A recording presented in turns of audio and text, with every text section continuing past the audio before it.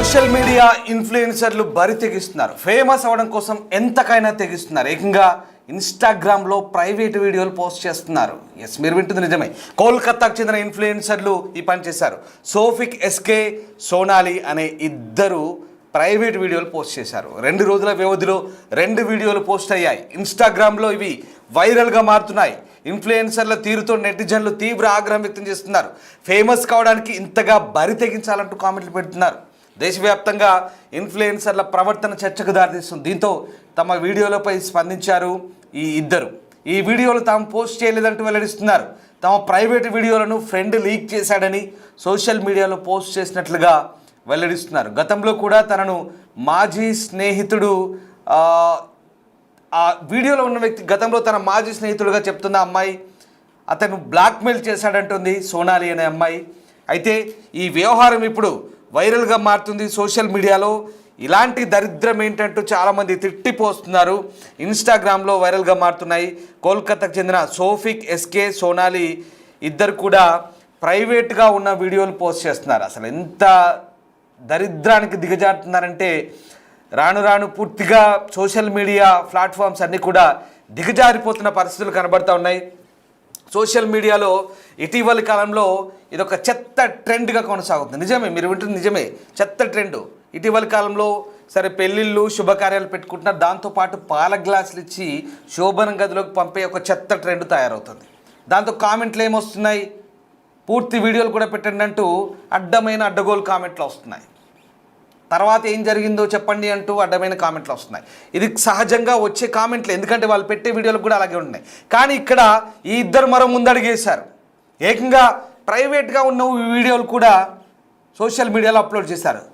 కానీ ఇప్పుడు మీడియా ముందుకు వచ్చి అవి మేం చేయలేదు, ఆ వ్యక్తి నన్ను బ్లాక్మెయిల్ చేయడానికి వేరే ఫ్రెండ్ ఎవరి ద్వారానో సోషల్ మీడియాలో అప్లోడ్ చేయించారంటున్నారు. చాలా దారుణంగా ఉంది. ప్రైవేట్ వీడియోలు, ఇంకా ఇందులో చెప్పుకోవడానికి ఏం లేదు, దాపరికం ఏం లేదు. వ్యూవర్స్ అడ్వైస్ చెప్తున్నాం, ఇలాంటి చెత్త వీడియోలు, ఇలాంటి పనికి మాలిన వ్యక్తుల గురించి మీకు చెప్పే ముందు, చూపించే ముందు కేవలం మిమ్మల్ని అప్రమత్తులు చేయడమే మా ప్రధాన ఉద్దేశం. సోషల్ మీడియా ప్లాట్ఫామ్స్ ఎంతలా దుర్వినియోగం జరుగుతున్నాయో, ఎంతలా పూర్తిగా సోషల్ మీడియా ప్లాట్ఫామ్స్లో బరి తెగిస్తున్నారు, ఎలా యూజ్ చేస్తున్నారు అనేది మేము మీకు చెప్పదలుచుకున్న విషయం. ఎస్, కోల్కతాలో జరిగింది ఇన్సిడెంట్. సోఫిక్ అలాగే సోనాలి ఇద్దరు కూడా ఫ్రెండ్స్గా చెప్తున్నారు. అయితే ఇప్పుడు అమ్మాయి మీడియా ముందుకు వచ్చింది. గతంలో ఇద్దరు మంచి ఫ్రెండ్సే, కానీ ఇప్పుడు మేము డివైడ్ అయ్యాం, విడిపోయాం, ఆ వ్యక్తి నన్ను బ్లాక్మెయిల్ చేయడానికి ఇలాంటి పనులు చేశాడంటూ చెప్తుంది. చాలా దారుణంగా ఉంది ఈ వీడియో. అసలు ఇలాంటి వీడియోలను అప్లోడ్ చేసే వాళ్ళని నిజంగా ఫైండ్ అవుట్ చేసి కఠినంగా శిక్షించాలని చాలామంది డిమాండ్ చేస్తున్నారు. అంతేకాదు, ఏకంగా అమ్మాయి మీడియా ముందుకు వచ్చింది. మీడియా ముందుకు వచ్చి నా తప్పేం లేదు, ఇలా జరిగింది, నన్ను బ్లాక్మెయిల్ చేసేసారని చెప్తుంది. అసలు నిజంగా దీని గురించి చెప్పాలంటే కాస్త జుగుప్సాకరంగా, ఇబ్బందికరంగా ఉంటుంది. ఎందుకంటే ఇవాళ రేపు ప్రతి ఒక్కరి ఈ చేతుల్లో ఫోన్లు ఉంటున్నాయి. చిన్న పెద్ద అందరి చేతుల్లో ఫోన్లు ఉంటున్నాయి.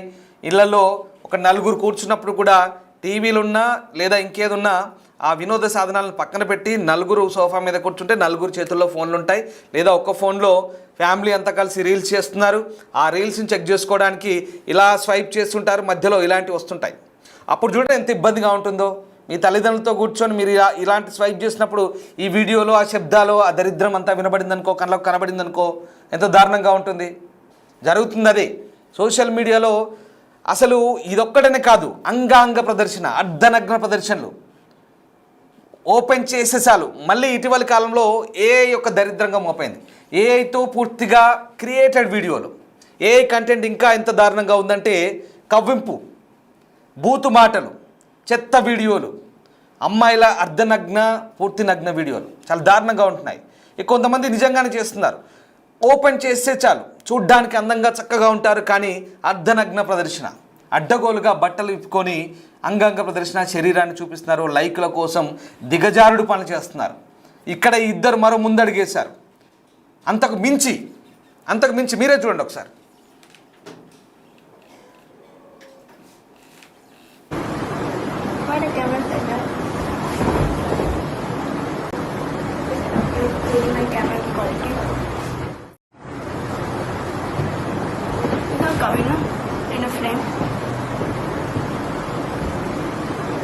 What a camera setup.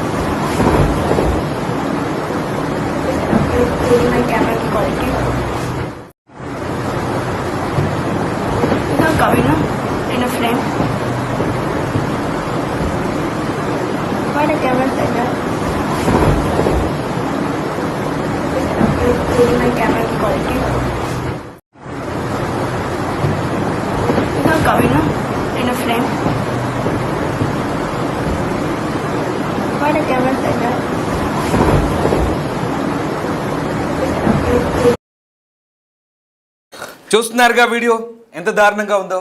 చూడడానికి చాలా ఇబ్బందిగా ఉంది, చూపించడానికి ఇబ్బందిగానే ఉంది. కానీ మిమ్మల్ని అప్రమత్తం చేయడం కోసమే, మిమ్మల్ని అవేర్ చేయడం కోసమే ఇలాంటి వార్తలకు సంబంధించిన అంశాలు మీకు చెప్పడం జరుగుతుంది. నిజంగా ఇది జుగుప్సాకరమైన, ఒక రకంగా ఇబ్బందికరమైనటువంటి దృశ్యాలు, కొన్ని నిబంధనల దృశ్యా చాలా వాటిని చాలా రిస్ట్రిక్టెడ్గా మీకు చూపించడం జరుగుతుంది. డిస్టర్బింగ్ కంటెంట్ ఇది.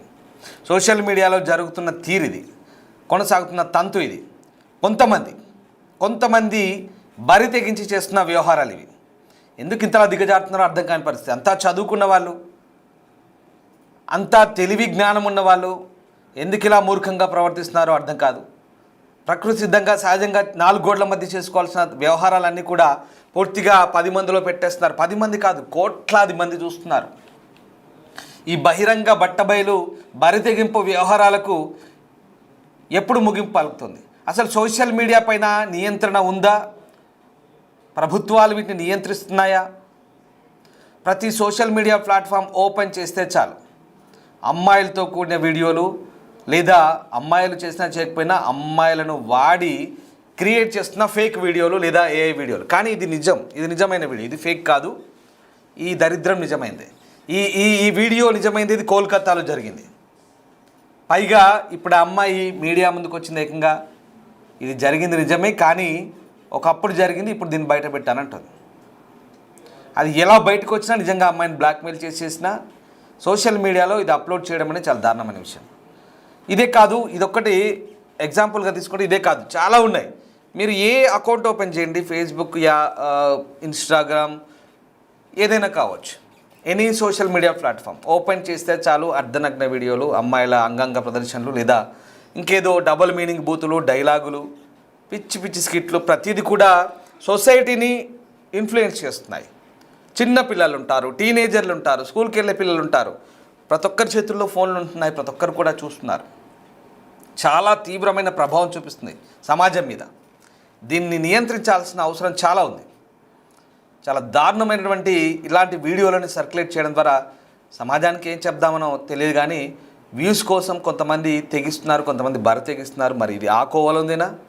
ఇది వ్యూస్ కోసం కావాలని చేసిన పనా? నిజంగా అమ్మాయిని బ్లాక్మెయిల్ చేశారా? పూర్తి వ్యవహారం అంతా కూడా ఒకవేళ పోలీసులు కనుక విచారిస్తే బయటపడే అవకాశం ఉంది. ఇప్పుడు అమ్మాయి మీడియా ముందుకు వచ్చింది, నాకేం తెలియదు, ఇది ఎప్పుడో జరిగింది, ఇటీవల నా ఫ్రెండ్తో నాకు తేడా వచ్చింది, నన్ను బ్లాక్మెయిల్ చేయడానికి ఇలా చేశాడంట. ఏమన్నదో ఒకసారి చూద్దాం. আমি আপনাদেরকে আবার অনুরোধ করছি যে ভিডিওটা আপনারা আর কেউ পোস্ট করেন না, আর আপনাদের ফোনে থাকলে ভিডিওটা ডিলিট করে দেন। আর আমাকে কেউ ইনস্টাতে এবং ফেসবুকে বাজে বাজে কমেন্ট করবেন না, আর কোলাবোরেশন তো করবেনই না। আমার নিজেরই খারাপ লাগছে ভিডিওটা, কারণ আমি তো ভুল করেছি, আর আপনারাও আমার এই ভিডিওটা বেশি বেশি করে শেয়ার করে ভুল করছেন। হয়তো আবার আপনারা এই ভিডিওটা নিয়ে রোজ করবে। আমার রিলেশনশিপে আছি কতদিন থেকে আছো? সামথিং 1.5 বছর। ভিডিওটা কতদিন আগে? 1.5 বছর আগেকার। আমি আপনাদেরকে আবার অনুরোধ করছি যে ভিডিওটা আপনারা আর কেউ পোস্ট করেন না, আর আপনাদের ফোনে থাকলে ভিডিওটা ডিলিট করে দেন। আর আমাকে কেউ ইনস্টাতে এবং ফেসবুকে বাজে বাজে কমেন্ট করবেন না, আর কোলাবোরেশন তো করবেনই না। আমার নিজেরই খারাপ লাগছে ভিডিওটা, কারণ আমি তো ভুল করেছি, আর আপনারাও আমার এই ভিডিওটা বেশি বেশি করে শেয়ার করে ভুল করছেন। হয়তো আবার আপনারা এই ভিডিওটা নিয়ে রোজ করবে। আমার রিলেশনশিপে আছি কতদিন থেকে আছো? সামথিং 1.5 বছর। ভিডিওটা কতদিন আগে? 1.5 বছর আগেকার।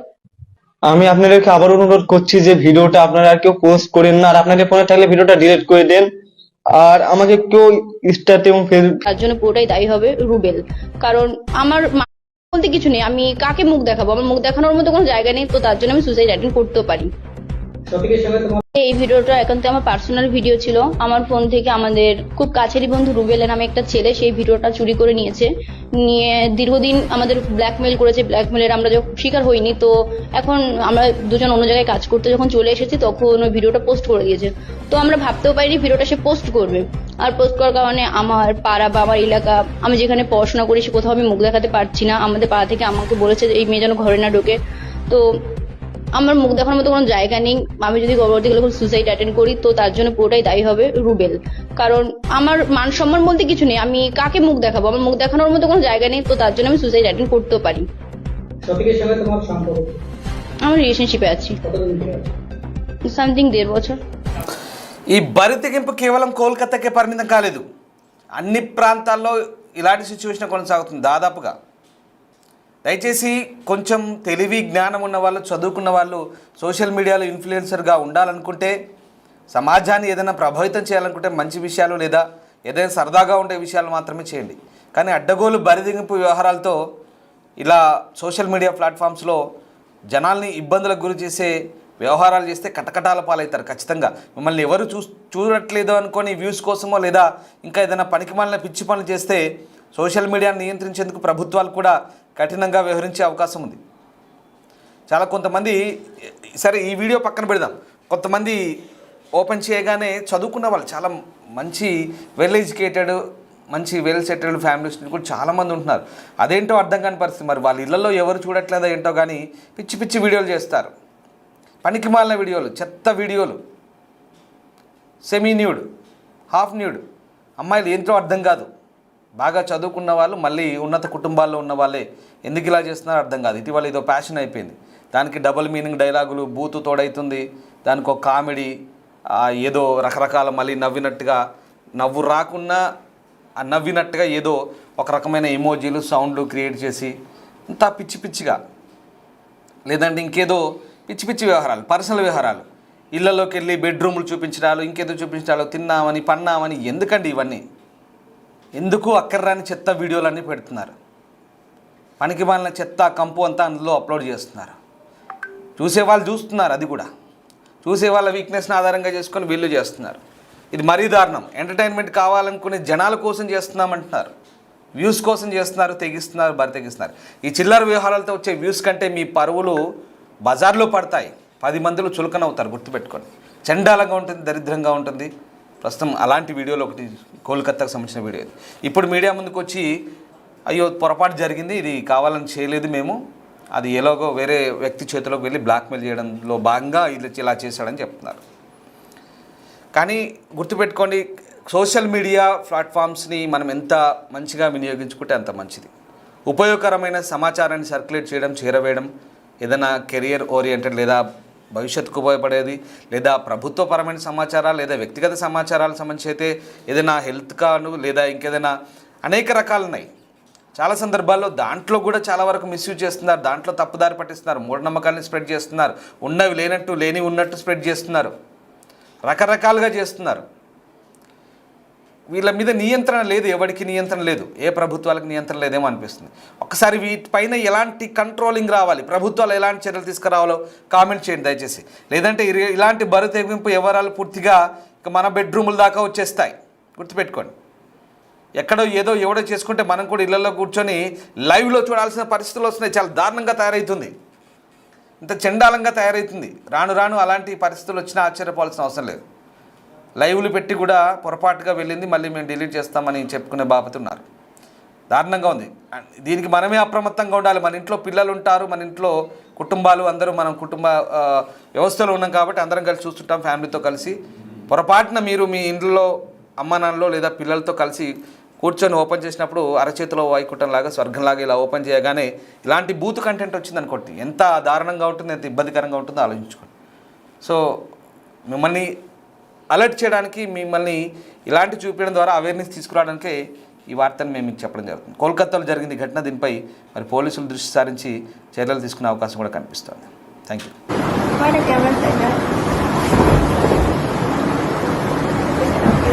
My camera quality.